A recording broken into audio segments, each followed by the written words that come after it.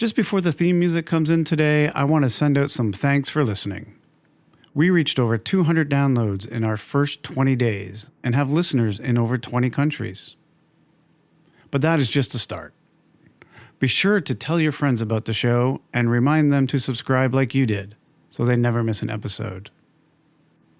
Also, a quick update on our sponsor race, Ultraman Canada, which I co-race direct with Brad Sawa. We have opened applications right up to 2023, and due to pent-up frustration with COVID cancellations around the world, applications have been coming in quickly. Unlike other races, UMC does not have official entry windows for applications. We don't even have an application fee. Go to officialultramancanada.com for registration information and follow us on Facebook for up-to-date information on the 2021 race and the 2022-2023 registrations. Now let's start the show.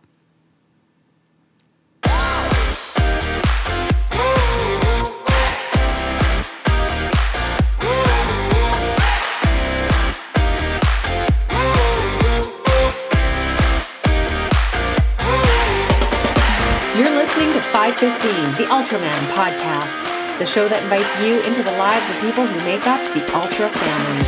Here's your host for these conversations, co-race director of Ultraman Canada, Larry Ryan. Thanks, MJ. In today's episode, I speak to Juan Craveri of Argentina, who gives a number of great racing tips. Steve King Stories highlights a Brazilian legend, and in the Ultraman Canada Racer Preview, I speak with the serial entrepreneur, Eiko Hibino. My guest today has completed 13 Ultraman distance races, 61 iron distance races, 4 135-mile ultramarathons, and is a 2-times Epic 5 finisher. With a resume like that, I can only be speaking to one athlete in the world. Joining us from his home in Buenos Aires, Argentina, Juan Craveri. Hello, Juan. Hello, Rick. How are you? It's been a long time, huh? It has. It's nice to have you here on the podcast. Thank you for giving me that time. My pleasure. Yeah. So I mentioned all of these races that you've done, and you've also done 22 marathons. What allows you to continue to race after race after race? How come you just haven't gotten bored of this activity? Okay. No, I think it's a matter of balance. Okay. I have a big family, a lot of work. So it's a kind of balancing that stress life. So I can go really fast on my work, with family, a lot of work, a lot of time spending my mind on that things. So I need the races or perhaps training to deal with that. Okay, so for me, totally, it's 100% a matter of balance. Mm-hmm. Yeah, and obviously, with as many races as you're doing and the distances that you're doing, the balance comes from working really hard and spending that time with the family. So you're not just doing a little bit of time with the family and a little bit of time with work and a lot of racing. There is that balance in between to keep it nice and even. Yeah. And unfortunately, the day has only 24 hours. I need a 30-hour day at least. But that's all that we have. We have to manage that. Yeah. And how often do you take family members with you on a trip to do one of your races? Well, it depends on their schedule. Okay, in our country, South America, our school year goes from March to December. Mm-hmm. So it's difficult to find a spot, perhaps during the winter holidays, which are in July, or perhaps during the summer, okay, from December to February. Okay, so it depends on the races. It was impossible for me to take them to, for example, Ultraman Hawaii, because it's at the end of November. They are doing the final exams, so it's difficult. On the other side, when I went to Ironman Hawaii in October, it was 1 month previous to that, so they escaped from school for 1 week or 10 days. Yeah. We managed to do that during July or during January. But during January, there are not many races. Yeah, it's winter for a majority of the of the world at that point. Yeah. Exactly. Of all of those races that you've done so far, is there one that you could pick that means the most to you? Like maybe not necessarily for the result that you had, but just for the experience that you had at the race. Is there one that stands out for you? Yeah, I think by far it's Epic 5. I did it twice. But the first time I did it was 2011. It was a mind-blowing experience. As you know, it's 5 Ironmans, 5 consecutive days in 5 different islands. So sleep deprivation is the key issue. The last 2 days you sleep 2 hours, 3 hours. I'm not very good on the bike, so as you know, this kind of sport, you need to be good on the bike. Right. If you're slow, it takes long time to finish. So that's my case. Besides the long distances, sleeping, it's the real issue. So you feel like a zombie the last 2 days. But it's mind-blowing, totally mind-blowing. It's amazing how far you can push your body and your mind. I remember the second time I did it, it was 2017, I think. Remember the 5th Ironman was in the Big Island. I remember going on the bike, falling asleep on the bike. That day I had only 1 hour of sleep, coming from 2, 3, or 4 hours the previous days. So it was really, really dangerous. As soon as I realized I was falling asleep on the bike, the first time that happened to me, I put myself on the side, and I waited for my crew, because it was really, really, really dangerous. I was feeling that I was crossing to the opposite side of the road, really, really dangerous. So it's dangerous on the side, but interesting on other sides. It's right. It's pushing your mind and body to the extreme. Yeah, and you're going to be doing something that's going to push your body past everything you've already done to this point as well, because I saw on your Facebook that you signed up to do Uberman. Can you tell us a little bit about what are the components and distances and areas of the race that you'll be doing with Uberman? Yeah, I was talking about mind-blowing distances. In this case, it's you have to cross swimming from Santa Catalina Island to LA. It's around 34K. I think it's 22 miles. Then there's a lot of ship traffic in that one. There's a lot of ship traffic in that area, is there not? Yeah, you must have a small ship going with you and 2 kayakers. Okay. But it starts around 11 p.m. So the traffic will be at the very lowest. Okay. Yeah. All right. Then we have to take the bike 400 miles, which is 600 something K, from LA to Badwater, the lowest point in the US, in the continental US, and then doing which is Badwater, from Badwater to Mount Whitney, from the lowest point of the US to the highest point. So it's 135 miles, which is 217K. So we'll see. It's what my main concern now is the swim. I never done such distance. My longest swim was 11K for the Ultraman. We'll see. We have plenty of time. Also, we must wait to see what happens with the pandemia. If we will be allowed to travel, we'll see. It's in October, so it's plenty of time. We have plenty of time, and if it is not this year, I'll do it next. Right. So I'm not stressed about this. Yeah, and of course you've done Badwater twice already, so you know that part of the course. Exactly. I've been there 4 times. Oh, you've been there 4 times. Yeah, I did 2 times. One with a different cause. If you remember, there was an issue several years ago. Yeah, there was a new deputy, or I don't know what, new political guy that wanted to make the first lines of the papers, and they challenged this race. So they did an alternative course. So I did that. Then I did the regular one, the usual one. I went there for a third time, but I had plantar fasciitis, which appeared 1 month before the race. So I went there anyway. When I was 90K from the finish line, I was done. So I had to DNF. And then I did a fourth time, but as a crew member. I crew for a friend. So I knew the course, fortunately. Okay. Yeah. And what do you think the difference was for you doing it as a crew member versus as an athlete? Did you share in a different way with that experience? No, it wasn't the first time for me crewing. I had crew before for Ultraman, so I like it. I think it's a way of giving back, because as athletes, we always depend on, we must have the crew. We cannot finish events without the crew. We are a team.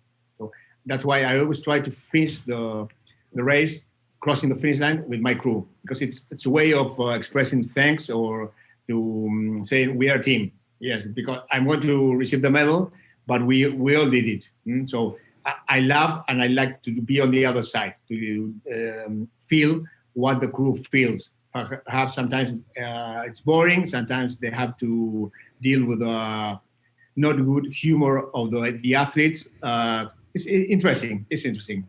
Yeah, and that's, I think, one of the great things about the Ultra family is the circle does go around. Everybody's giving to the other person. Yeah, exactly. And that's how you and I met. Part of Johanna. It's part of Johanna. Yes. Yeah. And that's how you and I met, because in 2011, Lucy and I crewed for you at the Ultraman Canada.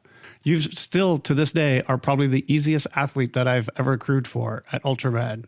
Everything was just I've been told that. So, yeah, whatever. It's always whatever. So yeah, I appreciate that in you. But I think that's the attitude for a long distance. Yeah. You have a lot of stress going that distance. So if you add a bad attitude, you can't do it. Right. So I think that's, let it go. Let it flow. Let it flow, and you will finish. Yeah. So with your Uberman, then, do you have a crew picked out for that? Do you have some go-to people that you're hoping to count on to show up and help you out with that one? Not yet. No, not yet. So I have decided to do this race perhaps 2 or 3 weeks ago. So I didn't have enough time to think about this. And as I said before, it will depend on the COVID and if we can travel, so if I can take people from my country, or if I will need people from the States to make my crew. Yeah, right. So anybody out there who's listening that wants to help Juan, send him a message. Yeah, please. Okay. With a race like that, how long are you expecting to be on the course, like total time? And would you be taking time to sleep so that you're not crashing your bike? I remember once, as I'm not good on the bike, once I tried to do Furnace Creek 508. Okay. I was with a guy, he had experience doing the race, and he told me that it will be good to sleep only 20 minutes from time to time. That's good for the brain, blah, blah, blah, blah, blah. But my idea and how I know my body is to sleep from time to time 4 hours. For example, doing 300K, take a nap of 4 hours, then resume, and so on. So, unfortunately, I followed his advice, so I didn't finish. So for Uberman, that's my idea. Right. Once I finish the swim, perhaps take a nap, 2 or 3 hours to recover, then start the bike and fraction the bike. Okay, it's 600K, or perhaps do 200K, take a 3-4 hour nap, not only for me, but also for the crew, then resume, and again. Okay, fortunately, it's not a matter of, you have a time limit. You can take as long as you want. Right. But that's my idea. I recover really fast when I sleep. So it's really important for me. Okay, so that's the main idea. Of course, I will make some adjustment as soon as I go closer to the race. Okay. But the main idea, that's the main idea. Yeah, and I know that like people listening to this podcast, they're focused on doing Ultraman probably, or they're Ironman people. And one of the first questions we always get when people are signing up to do Ultraman is, how do I plan my nutrition? Because they're used to doing Ironman where they can, have a few gels and water and Gatorade or whatever and get through the day. And they don't know the difference of how to go for a 3-day event and get their nutrition. So on an event like this, what's your nutrition plan going to look like? I don't know if I am the best example talking about nutrition. I remember during Epic 5, once I sent my crew to McDonald's and they brought me tons of calories. So for some people, that might be the worst thing to do. But when you are burning calories, as we do during these events, anything might help. So we have to eat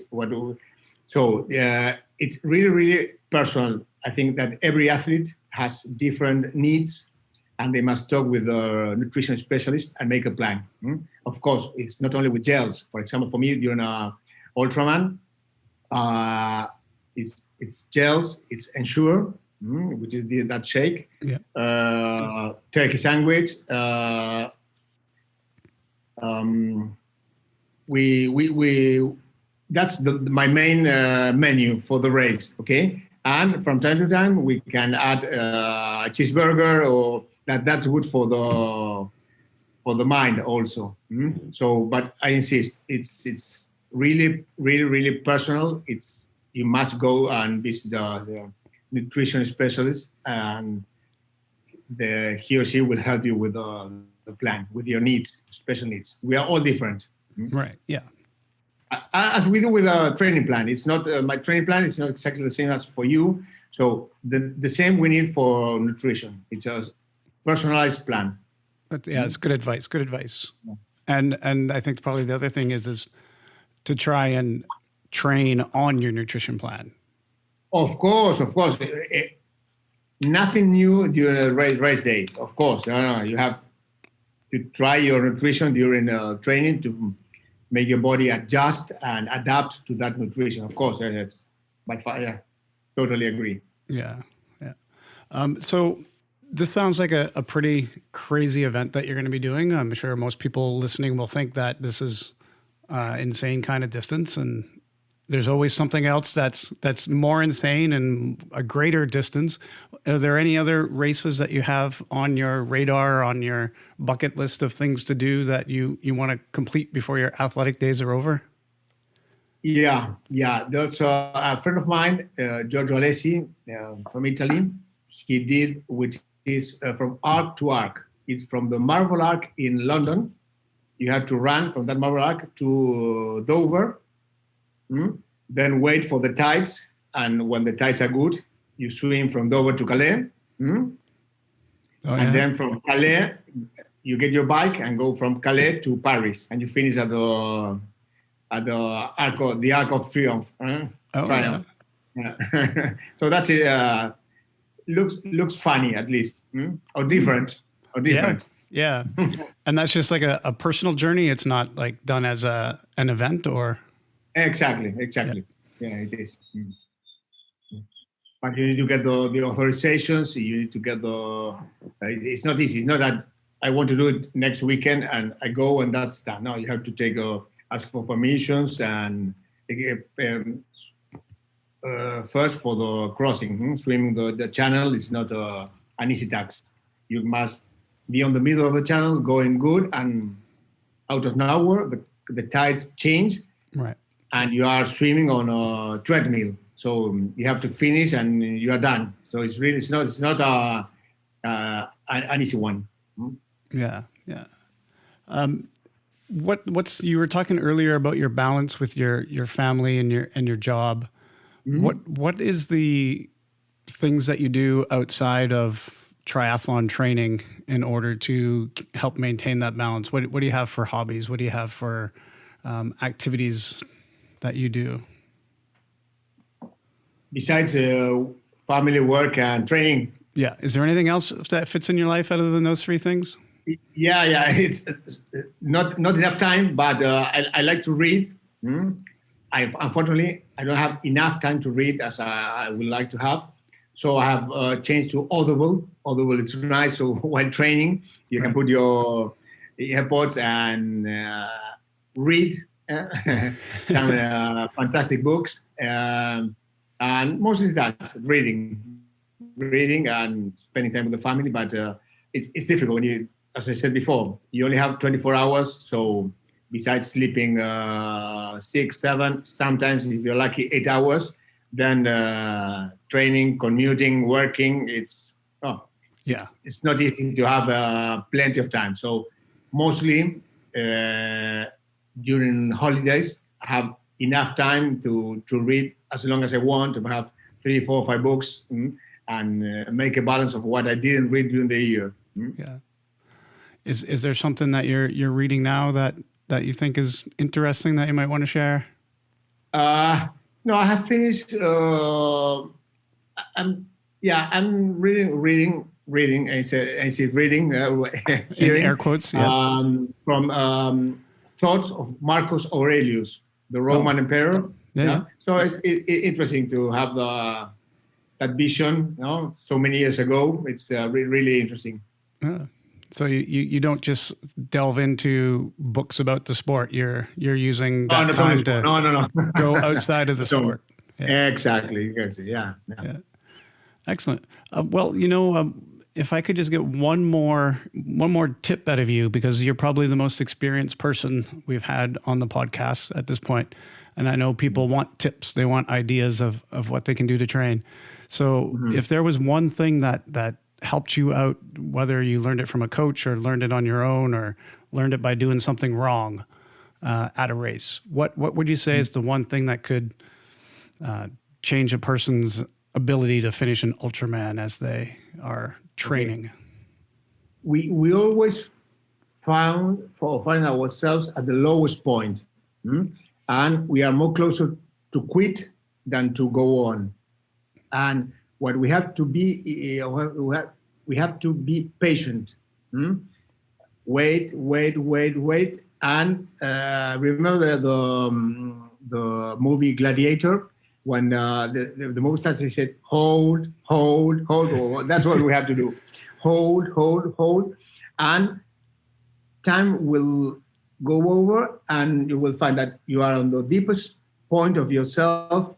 You want to quit, you want to go home. And if you wait, if you hold, you will realize that slowly but slowly, you will start going up, and then you will finish. It's a matter of patience, but always your body and your mind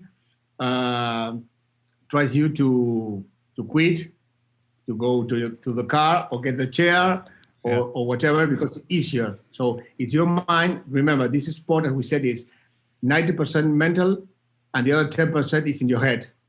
Okay, so it's because we are supposed to be trained for these races. So the other is 100% mental. Yeah. So that's my best advice, or what I have learned in my races is this. You have to hold. Of course, if you have a wound, or it's better to wait and not to make things worse. Yeah. But it's just a thing of being tired, both mentally or physically. It's keep hold and keep going. Right. You will bounce. You will bounce and you will finish your race. Excellent. That's excellent advice. I really like that. Yeah. Well, I appreciate you dropping in on Zoom and giving us this time to hear some of your stories, and hopefully people out there have now picked up a few more tips as well, and we'll be following you on Uberman, whether it's this year or next year. We'll be watching that, and I would love to have you back after the race in order to hear how that all unfolded for you. Okay. If I'm alive, yes, not in a black bag. Okay, great. Okay. And now here's another Steve King story. Amazingly, over the years, we've seen 2 athletes that have won the World Ultraman title on 6 different occasions. So I'm going to introduce you first to the gentleman who did that. He had been here just before getting his first win in 2003, but he came back and won the event again in 2005, 2008, 2009, 2011, and his final win was in 2012 at the age of 47. In 2007, he was actually in second position to the great Swede, Jonas Kolting. And in 2010, he was fourth place behind the Australian Mike LaRue, Jonas Kolting, and the US's Slater Fletcher. But some interesting things had happened as well, because when you look at the battles he used to have with the great Miro Krieger of Slovenia, you may have heard Jane Barkas in her talk on this podcast talk about the Brazilian who often ran with Miro. And the two of them would run together, usually to even beyond the 40-mile point, and take off at such an amazing pace. One time they were inside 39 minutes for the first 10K. It was just amazing to watch. But in 2012, he bested Miro, and that was the year that Amber Montfort was in third place, the woman who owns the record for the course on Hawaii.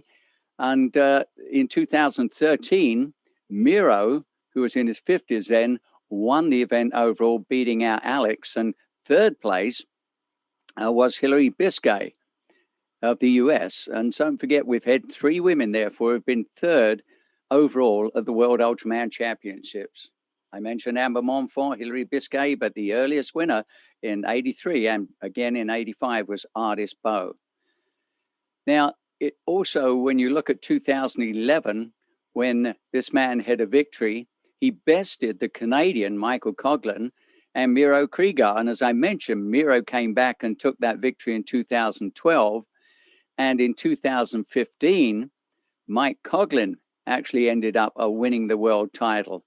But in 2010, what was interesting was the fact that Kevin Katjar of Australia, who lives in Penticton, won the world title in 1995. But in 2010, he won Ultraman Canada ahead of Mike LaRue, who went on to win the world title that year. And Mike Coughlin was third that year and went to the Big Island and won the race in 2015. Now, you may notice the shirt I'm wearing here. One of the things about this gentleman is every year he would bring over shirts for a lot of members of the organizing committee. And I was always very proud to be a recipient of one of these. And we're very proud of this gentleman because one of the other things he did over the years was get involved in the sport in terms of helping organize. And he's one of the organizers for the UB515, an Ultraman distance race in his home country of Brazil. And the man I'm referring to, of course, Alexandre Ribeiro. Thanks, Steve. We have another athlete turned 515 race director coming up in the next episode. Be sure to tune in and listen to my conversation with Van Sanchez of Mexico. And speaking of the World Championships, the invitations and welcome packages are being sent out in the next few days. Watch your inbox if you've applied. A few spots are also held for the Ultraman Canada finishers in July. So if you are one of our UMC racers this year, you could be attending the World Championship in November. And stay tuned after the Ultraman Canada athlete profile for a crew story from UMC alum and Hawaii finisher Will Rogers. And now, my conversation with Eiko Hibino, who hopes to finish Canada this July and apply for one of those coveted spots in Hawaii in November.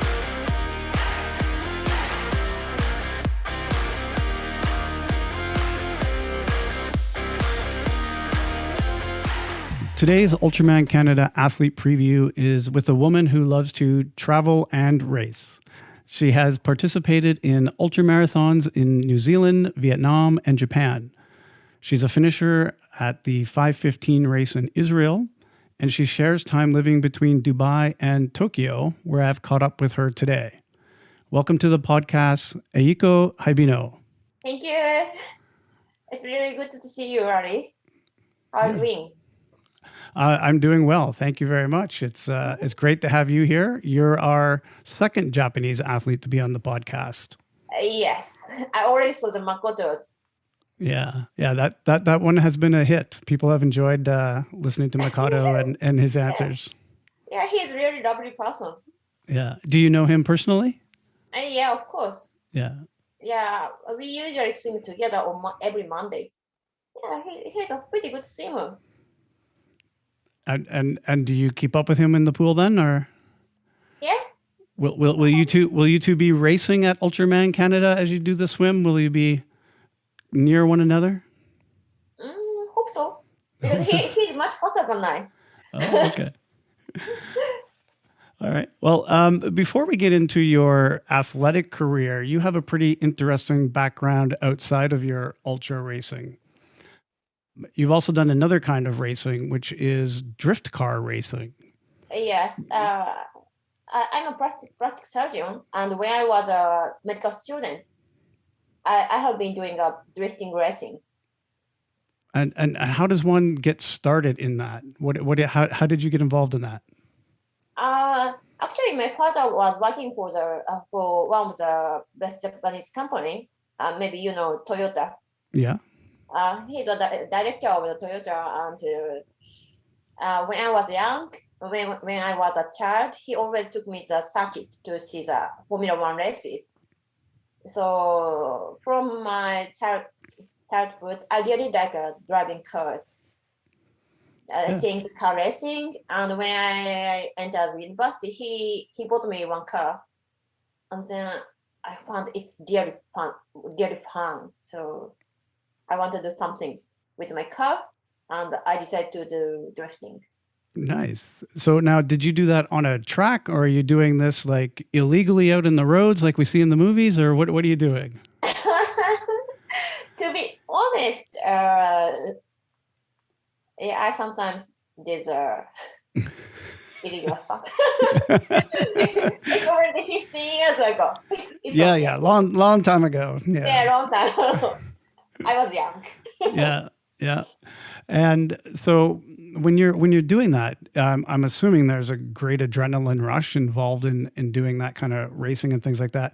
Have you ever been scared of your own performance of holding the car or anything like that? Yeah, of course. I crashed a lot.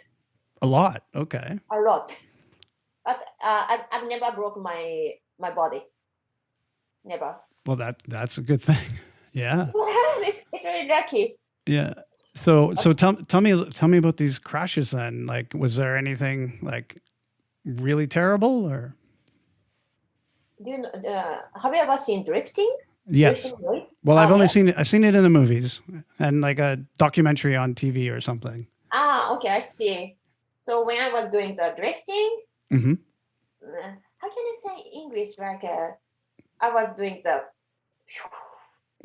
drift, the actual drift part, the sliding. There was a wall, and I straight to the wall and crashed. Oh yeah. So would that be like side onto the wall then as you're drifting into it, or did you like lose control and go head on into a wall? I lose control totally, and speed was like 100k. Oh yeah. And so you said you've crashed multiple times. Does that mean that you rebuilt your car each time, or you just get a new car? Rebuild. Yeah, because I was just a student. I don't have enough money. So I usually rebuild my car by myself. Oh, you're also a mechanic. Yeah, and not a professional, but just because I don't have enough money, so I have to do it by myself. Oh. So I learn by myself, and I try to build. Sometimes ask my friend, my professional friend. Yeah. And I always rebuild again. I don't know how many times I did it, but I think more than 10 times. And what color was your car? Was it all tricked out with lights and all that stuff, or was it inconspicuous and just a regular looking car? Maybe better to show the picture then. Sure. Here. Oh yeah. So that's like a metallic purple. Yes. And actually, I colored it by myself as well. You did the paint job. Yeah. Because I don't have money at the time.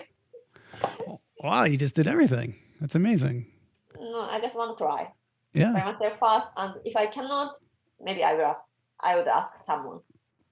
And are there a lot of women involved in drift racing? not really. When I did it, maybe less than 10 people, I think.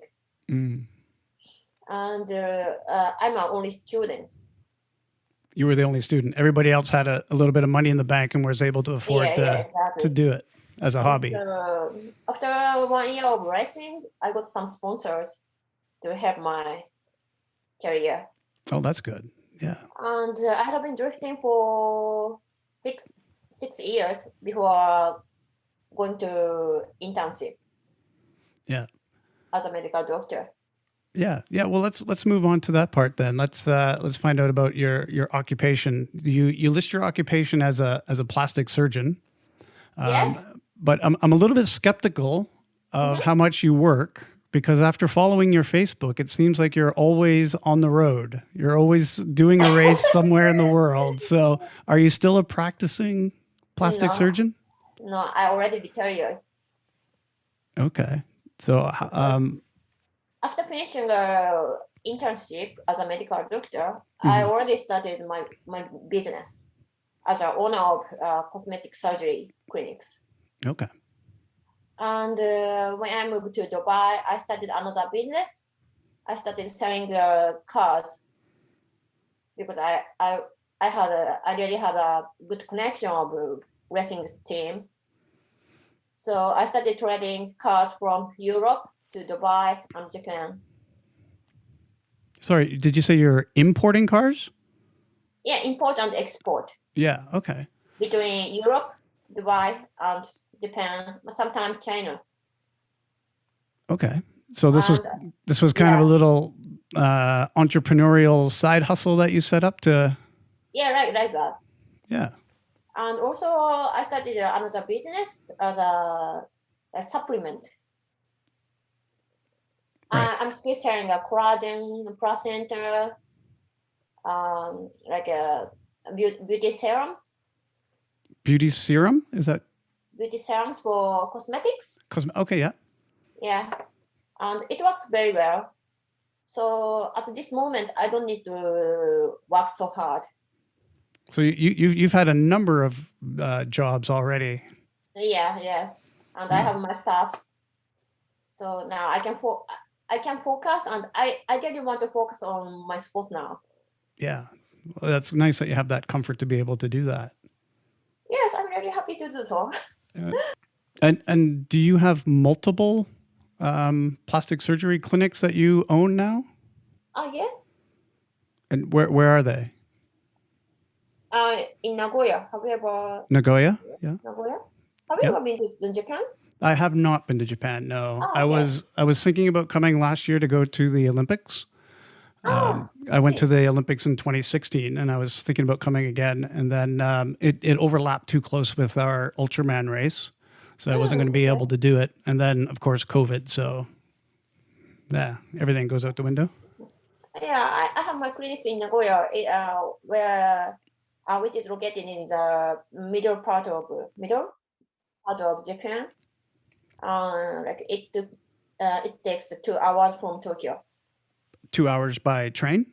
By train, yeah, express. Yeah. And you also spend some of your time living in Dubai. Yeah. Or is that your permanent residence now, or how do you split your time between Dubai and Tokyo? I usually stay in Dubai in the winter because in summertime Dubai is too hot. Like it was like 50 degrees. I don't want to stay there in summer, so summertime I prefer to stay in Europe or Japan. Dubai in winter in Dubai is perfect. Now, when you're in Dubai, like you were saying, it can be very hot in the summer, and you're not going to go there. But is there a place to work on your cycle training while you're in Dubai? It seems like it's very flat. Is there mountains or hills nearby that you can get to? We don't have mountains in Dubai, but there's a good mountains in the Ras Al Khaimah. It's another region, another part of UAE. Okay, yeah. And it takes 2 hours from Dubai. Okay, so you have to drive for a little bit to get to a good cycle training area. Yes, but we also have a good cycle track in Dubai, a lot. On the track? On the track, but like 80 kilometers or something. Oh, okay. That's Yeah, good. it's really good. And when you're in Dubai, what are you doing at that point? Are you running your export or import business still at that point, or are you Sometimes just hanging out, just training just trading? everywhere. Okay, well, let's try and piece together these different phases then. You were training to be a medical doctor, you're drift racing, and when you leave the drift racing, you find your way to triathlon. Where's the piece in between? How do you find your way to triathlon out of drift racing? I stopped the drift racing because I was getting busy because of internship as a medical doctor. So after finishing our internship, actually I wanted to get back to the drift racing, but when I finished that, I just noticed motorsports is more like a money game. Yeah. Even we are talented, if we don't have enough sponsors, we cannot win because another rich racers or racers with good sponsors can get expensive engines. They get the best cars, yeah. Yeah, that's true. So I thought it's not pure. Right. Do you understand what I mean? Yeah.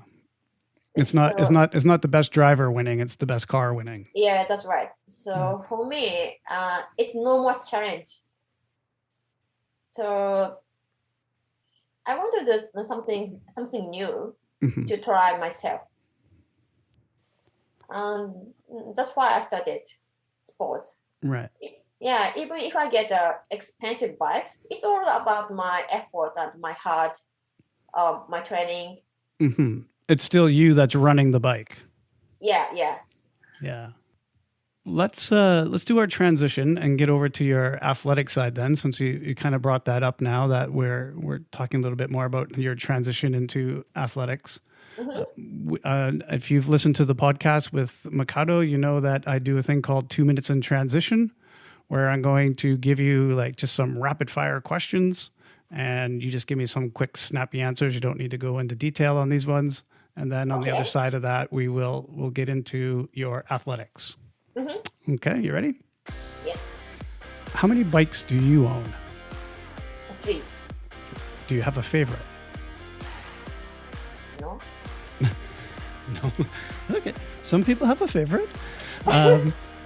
What is you're a big traveler, so what is one place that you have not visited yet that you still want to travel to?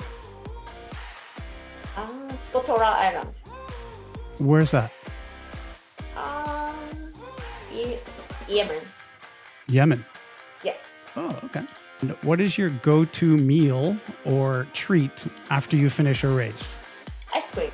Ice cream. In any particular flavor? Chocolate. Chocolate. Okay. And I know that you've said that you also like to cook. So what do you cook when you want to impress someone? What's your meal to impress? Oh, it's difficult. Maybe spare rib. Spare ribs? Yes. I'm getting hungry now. It's lunchtime here. Yeah. Okay.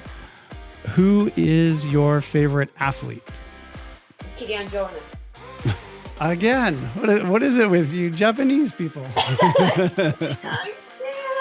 Oh, you got the book. Okay, well that was my next question is what's the last book you read? It's wrong. Finding Ultra, yeah, nice. All right, last question, a little bit strange, but you're an ultra marathoner. Have you ever posted a photo of your feet on Facebook after a race? Yes. Yes, okay. More than once? More than 10 times. More than 10 times. You've done a number of ultra marathons. Yes. I saw on your resume that you had Tarawera Ultra Marathon in New Zealand, Vietnam Mountain Marathon, Yakushima Ultra, Kyoto Grand Traverse, Izu Trail Journey. Which of these? I mean, they all sound like some beautiful places and challenging races, I'm sure. Which of these would you recommend for other people to try, either for the course or just for the destination itself? Which ones did you really enjoy going to? Vietnam, Vietnam. 100%. Tell me more about the Vietnam race and what was that one like and why is that the quickest one to come to your head? I found the race from my friend, and it's pretty far from the airport. From Japan to Vietnam, it took only 5 hours. But after arriving airport, I had to ride a bus more than 6 hours to reach the race venue. Wow. But Okay. even though I can say it's worth visiting. The area is called Sapa. Okay. It's close to the China. Mm-hmm. And there is some minority people there, mm-hmm. and very small village. And the view was so beautiful, and food was great, and people are so nice. And this is very tough. Yeah. So tell me about the race. What kind of elevations were you climbing through the mountains and stuff? Yeah, I joined the 42K, but elevation gain was, I think, 4,000 meters. Oh. Yeah. So it means there's also a downhill. Mm-hmm. So approximately 20K with 4,000 elevation gain. It's pretty much. And you were saying that some of the views were nice. Is a lot of the course with view, or are you in trees for a lot of it? Like how's the course run? 70% of the course we have views from the mountain. It was so beautiful. Even it was heavy rain. Oh. Like a tropical rain? Not tropical rain. Consistently raining all day. Even though it was very beautiful. And my ex-boyfriend joined the same race last year.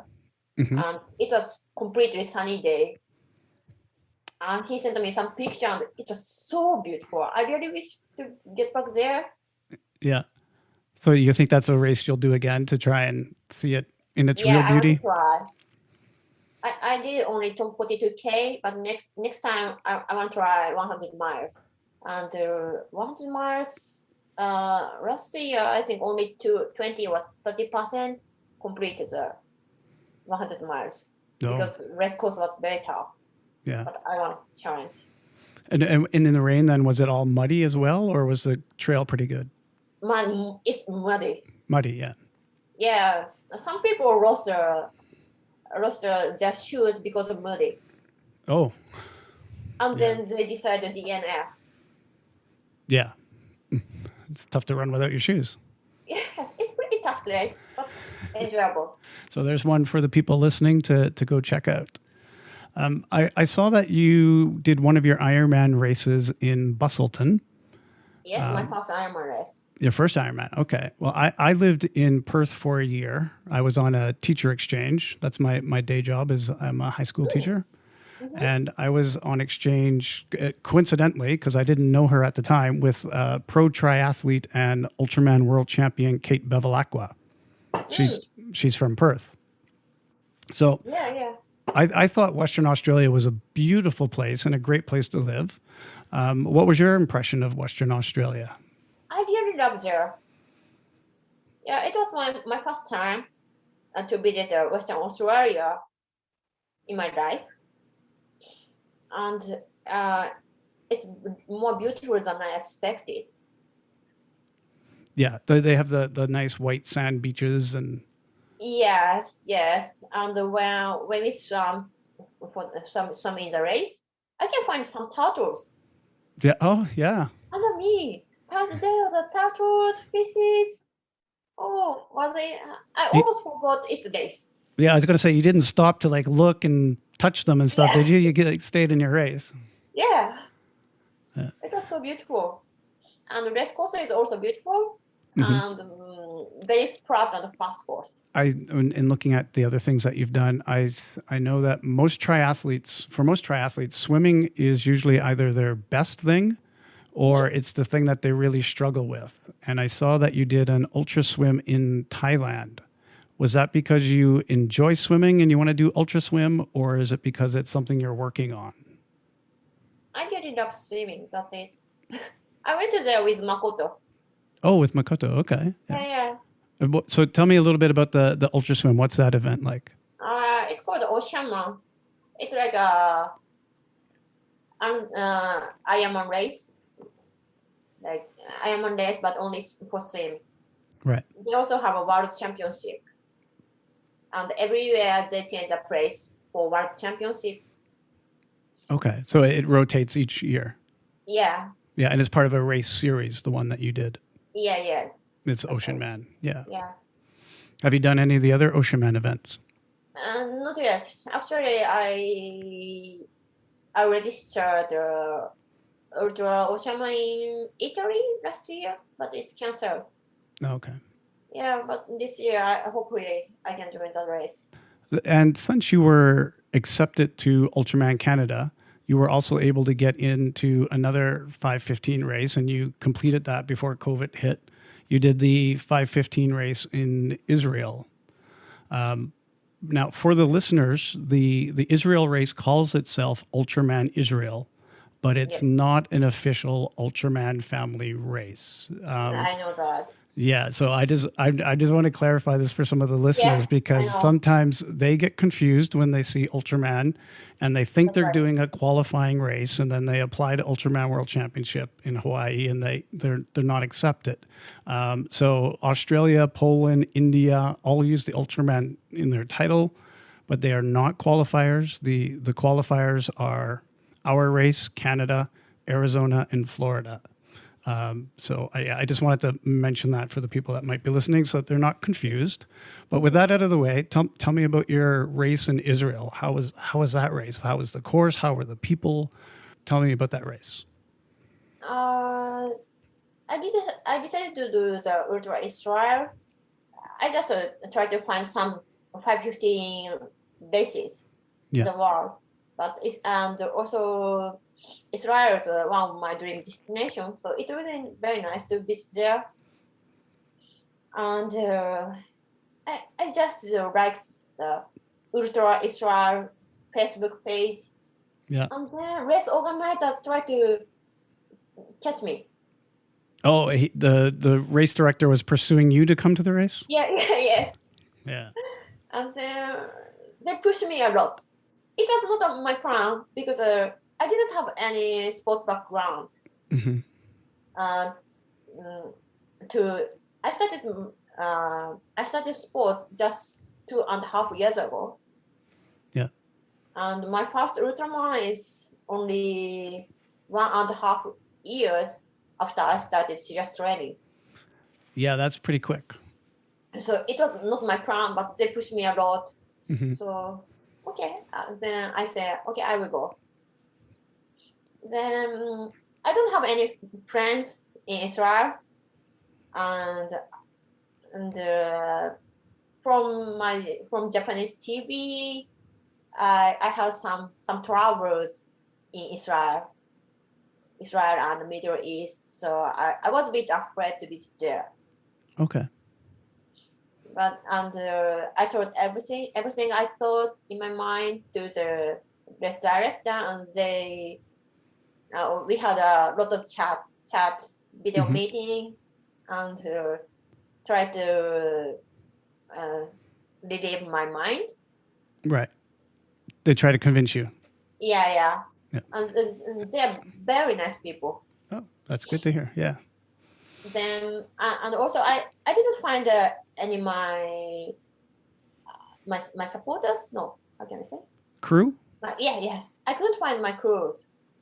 And I asked some Japanese friends, but they're also afraid to visit Israel. Okay.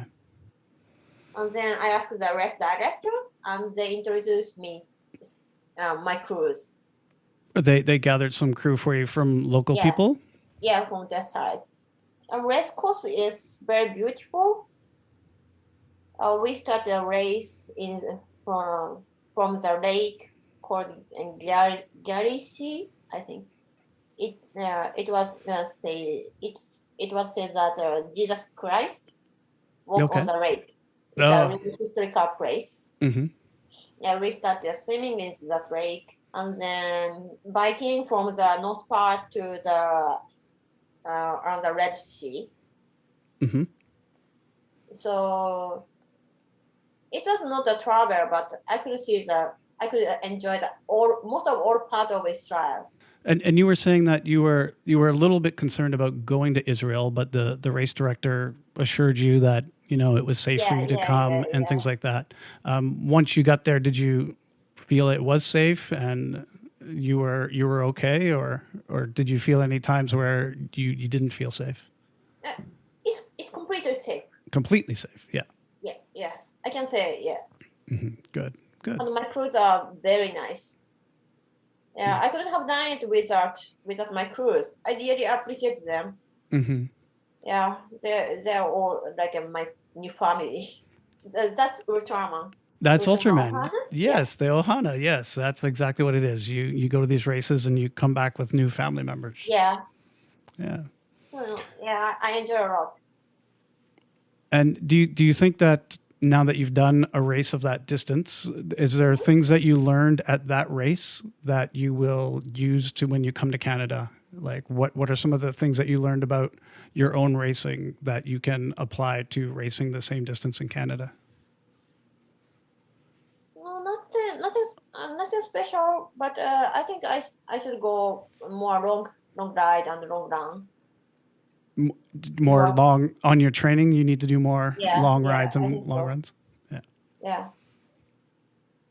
Were you ever at risk of missing a cutoff when you were in the Israel race?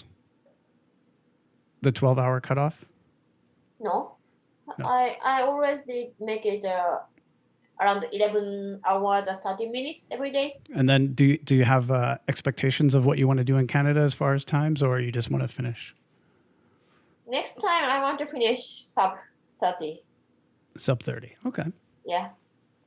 But I have been training very hard these days, so I'm pretty sure I can make it. Mm-hmm. Well, there's nothing else to do, right, except for train. That's right. And after my plans after Ultraman Canada, of course I wanted to try the Ultraman World Championship. Okay. Yeah. And after 6 months of Ultraman World Championship, I wanna join Trans-Am. Yeah, it means Trans America 2022. So you have a lot of things on the horizon then. Yes, because I want to try. I want to challenge by myself. So, but Trans-Am, I have to swim 50K, Mm-hmm.